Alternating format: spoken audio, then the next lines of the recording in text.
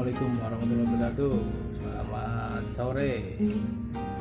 Kali ini saya berada di kediaman Mas Sena Rusli di Serpong, Jalan Haji Jamat ya. Iya.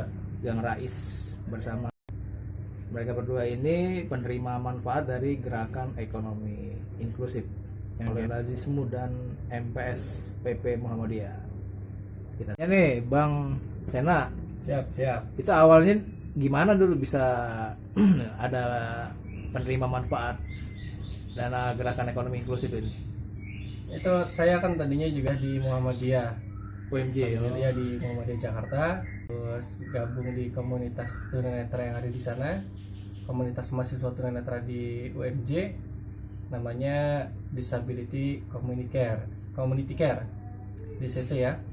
Nah, dari situ karena saya terdaftar sebagai anggota dan kebetulan tunanetra juga, maka waktu itu dapat tawaran untuk pengajuan dana bantuan usaha ke Lazismu dan MPS itu dengan nama programnya kan Gerakan Ekonomi Inklusi. Alhamdulillah nih saya bilang kebetulan memang lagi usaha kecil-kecilan juga nih, dagang kerupuk ya kan ya, mencari penghidupan di tengah-tengah pandemi ya. Alhamdulillah pertama waktu itu ngajuin 5, tapi alhamdulillah dapat separuhnya.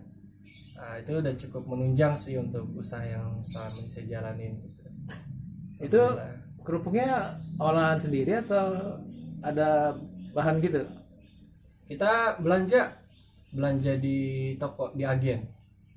Kita belanja sudah siap dagang, sudah siap didagangkan. Kerupuk Palembang apa macam-macam ya? Kerupuk Bangka, kerupuk tenggiri. Sejauh ini alhamdulillah tadinya dari modal cuma 200.000 awal-awal, sekarang alhamdulillah sudah agak lumayan. Tadi cuma belanja sekitar 20 bungkusan, sekarang sudah hampir 70 bungkus per minggu ya. Saya belanja biasa per minggu. Sekarang per minggu berapa? 70 ya? 70 per hari keliling? Ya tiap hari keliling bawa ya nggak banyak, paling 20 bungkus. Itu pun di sambil bawa produk yang diproduksi sama istri sama ini Kak Carmila, apa kacang sembunyi, puding gitu ya, puding yang agar-agar itu. Iya. Keliling berapa lama, berapa jam, berapa kilo? Berangkat pagi maksimal kita pulang asar. Kalau zuhur habis alhamdulillah pulang. Nah asar ini kalau misalnya nggak habis ya udah pulang, soalnya udah hampir seharian kan gitu. Pulang ya, langsung ya? Pulang ya. Alhamdulillah sih se ekstrimnya nyisa paling kerupuk sisa 2 apa 4 gitu kan. Oh alhamdulillah gitu. Itu kelilingnya dengan rute yang sama atau beda-beda? Per hari ada di beda-beda itu? Iya, misalnya hari ini ke daerah B, biasanya ke C gitu, besok kali ke mana gitu. Jadi kadang-kadang satu tempat itu bisa saya kelilingin hanya seminggu sekali gitu. Misalnya ke sini lewat seminggu, ke sana lagi gitu. Jadi kadang-kadang iya, orang itu nggak bosenan gitu. Kadang pelanggan juga suka nanya kan, "Bang, emang kesininya seminggu sekali?" "Iya Bu," suka beda-beda. Ya, karena kan ini kerupuk ini kan barang yang habisnya nggak mungkin dalam satu waktu ya gitu. Gitu, dan itu bukan kebutuhan pokok juga gitu. Kalau onlinean ini saya agak kurang lihai, jadi biasanya minta bantuan sama Mbak Carmila. Mbak Mil minta bantuan, Mil, kalau ada yang beli kerupuk atau kacang sembunyi ya nanti tinggal kita siapin gitu. Nah dia aja nih yang warawiri nanti lewat WhatsApp, lewat Instagram. Itu online chat-chatan gitu apa online toko gitu? Chat-chatan aja. Kalau toko gitu kendala sama persiapan barangnya lebih banyak kendalanya. Gitu.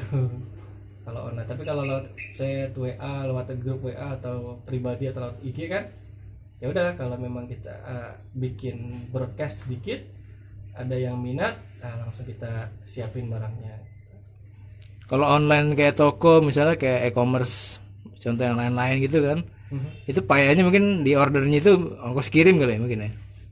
Ongkos kirim iya, kita nyiapin barang ini dalam artian ini ya, Iya. foto kemasan, Mm-mm. kemudian apa namanya kan suka ada, kalau yang mesen tuh ada adminnya ya, admin yang bales-balesin atau gimana. Ini ada pesanan segala macam. Nah ini kita belum ready nih, belum siap. Mm-mm. Waktu soalnya ya. Waktu juga harus standby juga kan, megang HP terus. Dan kita nih nggak tahu nih apa namanya si pemesan ini, misalnya mesen cuma satu barang, kita nyiapinnya juga kan agak repot.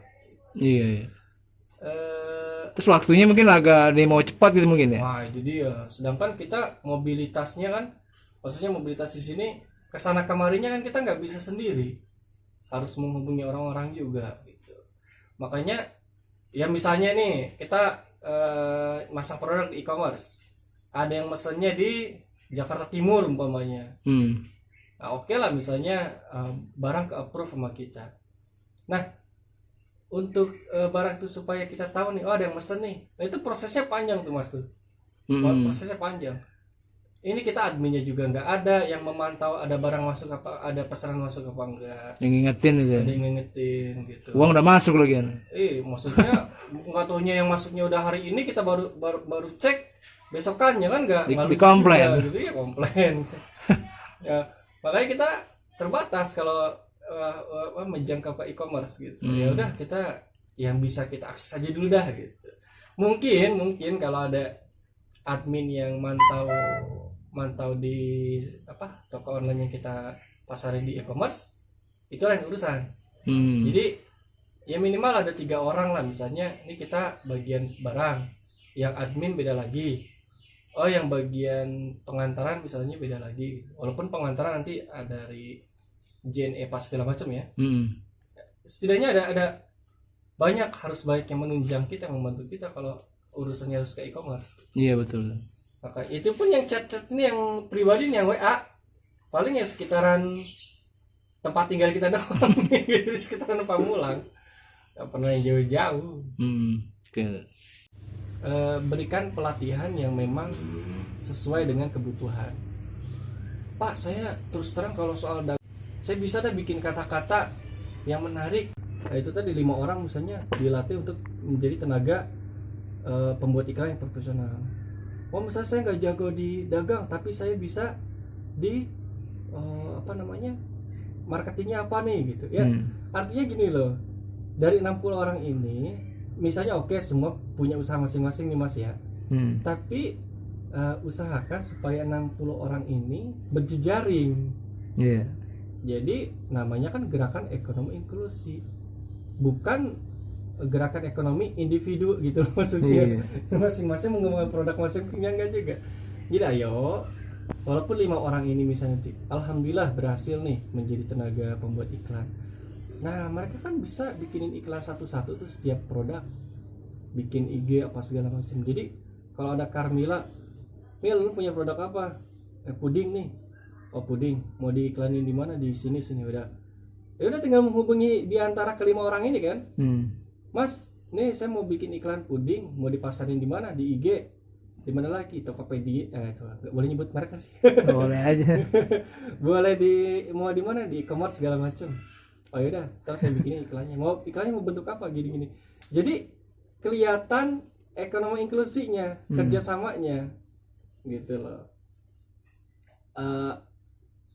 Yang saya lihat nih cuma ada beberapa orang doang yang bisa bikin kayak iklan sendiri. Itu pun ya hanya sebatas di WA doang gitu.